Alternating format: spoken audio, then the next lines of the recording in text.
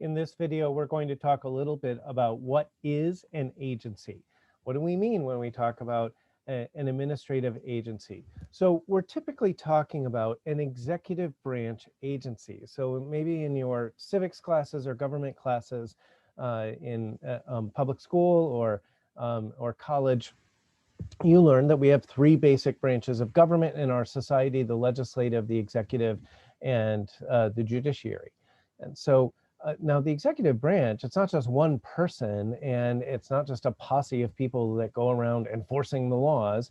And instead, it's a big bureaucracy. It's a conglomeration of different government organizations. And a lot of these are actually created by the legislature, but typically they're executive branch agencies. We have a few agencies, and this is going to be part of a section of the course that we talk about, that are called independent agencies. And legal scholars disagree a little bit about whether these are executive branch agencies or not. But the vast majority of the agencies that you're going to think about, the EPA, OSHA, right, and other agencies like that, the post office, are part of the executive branch. Now, the Congress can pass statutes that control what they can and can't do. Congress controls the purse strings. Congress can call in agency officials for hearings and kind of grill them about what they've been up to and so forth. But overall, these are in the executive branch and are really the way the executive branch carries about its day-to-day business.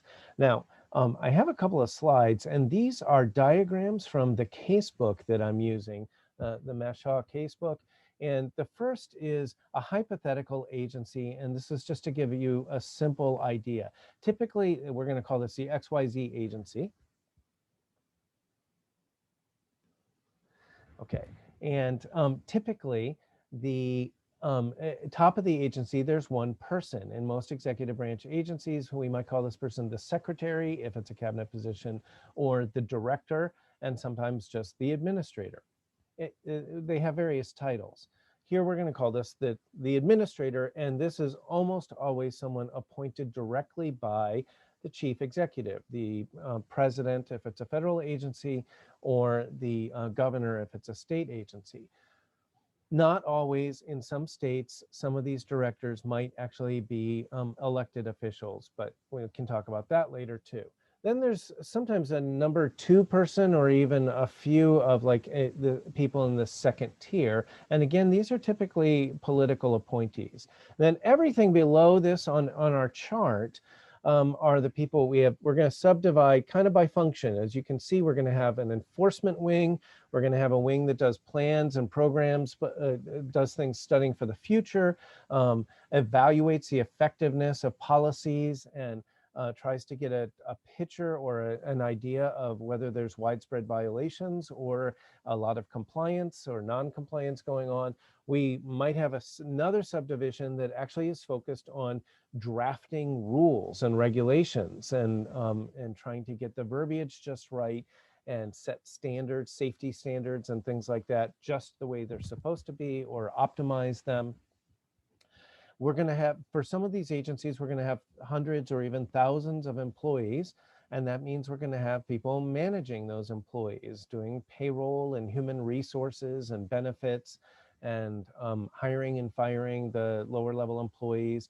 And remember, a lot of these employees are going to be career civil servants. So they are not political appointees. They don't have to leave when a new president is in office from a different political party and so forth. A lot of them will spend their careers there.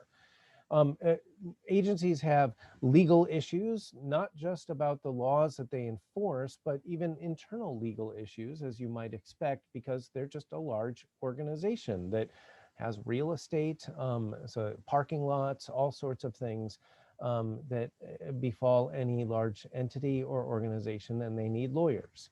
And then maybe if it's an agency that has licenses or permits or gives out grants or benefits or something like that, they might have a division that does hearings and appeals. And you can kind of see that on the far right of the diagram here.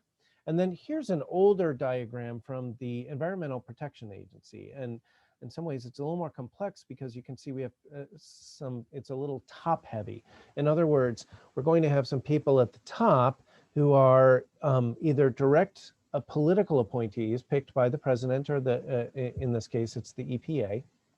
And then a second tier and maybe a third tier that may or may not be political appointees or are going to be kind of hand-picked and vacancies filled directly by political appointees and so forth. And again, we're going to subdivide sort of by function and task. As you can see, we're going to have administrative law judges and an Office of Civil Rights and a science advisory board. You can imagine an agency that deals with pollution control is going to employ biologists and toxicologists and some economists and people like that, chemists and so forth, who can understand the science and know what are we regulating, how do different pollutants work, and what quantities of something are safe or unsafe, how much damage will it do, and so forth. And so they're going to employ a lot of scientists and then people who can kind of translate between the different fields of science. And then, of course, we're going to have different types of administrators for the various regulatory programs and permit programs and licenses and so forth. As you work down, something that's unique, not unique, but you may see in some federal agencies, in that very bottom tier, you see a bunch of regions, right?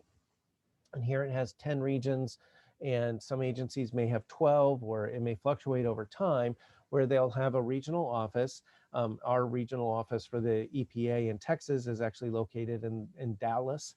And so, and they then have some regional supervisory functions and a building with offices and so forth there. So that kind of gives you a picture.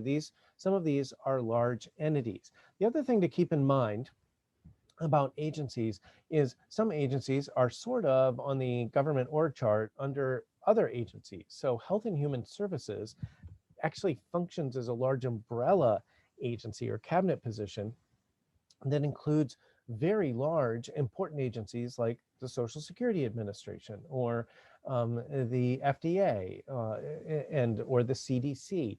And so now these are big entities that have their own directors and on a day-to-day basis kind of function as a standalone organization in the government or organ of the government, even though they're technically under HHS. This can make it confusing sometimes to count agencies, because sometimes we have agencies within agencies, and sometimes the agency within another agency, the one inside or lower on the org chart, could actually be more important or more powerful or have a more direct impact on our day-to-day lives, or be more controversial politically or featured in the news more.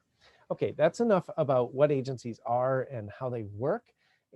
But it's helpful to have this in mind as we're going through the course, that you should think about an agency as not, even though it seems like it's a big impersonal entity, there are actual people who work there, who have jobs and careers and care about doing a good job, and have the typical frustrations that everybody does with bosses or difficult subordinates or coworkers, and wishing they had more office supplies, all sorts of things. These people make up the agencies that we're going to be talking about in our course.